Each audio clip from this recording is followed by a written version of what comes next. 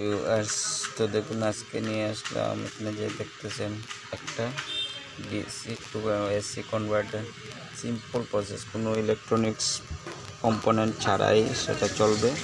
তো আমরা দেখিয়ে দিচ্ছি কীভাবে হচ্ছে।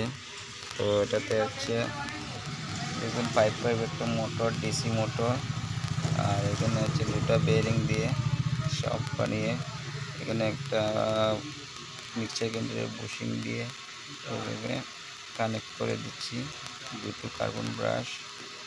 তো এটাতে নতুন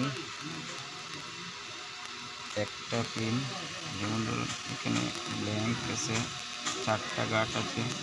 তো 4টা গাঁটের মধ্যে একটা ছাড়ছে, একটা ধরছে। যেমন প্রথম একটা কানেক্ট হচ্ছে, তারপরে সেটা একটা কানেক্ট হচ্ছে। আমাদের ট্রান্সফরমারে 12-0-12 2 এম্পিয়ারে। তো মিডল কোনো পজিটিভ দিয়ে দিচ্ছি, মোটরের একটি প্রান্তে পজিটিভ দিয়ে দিচ্ছি এবং একটি নেগেটিভ বডিতে অ্যাড করে দিচ্ছি। তো আর দুটি পয়েন্ট এদিকে একটা কার্বন ব্রাশে দিয়ে দিচ্ছি, একটা কার্বন ব্রাশ।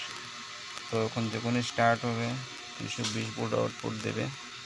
তো দেখে নিচ্ছি কি চালানো যায়।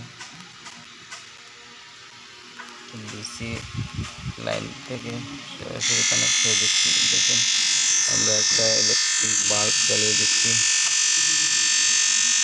জ্বালিয়ে রাখছি এসি এলইডি বাল্ব। তো আমরা একটা ছোট 20 ওয়াটের ফ্যান তো চালিয়ে নেব।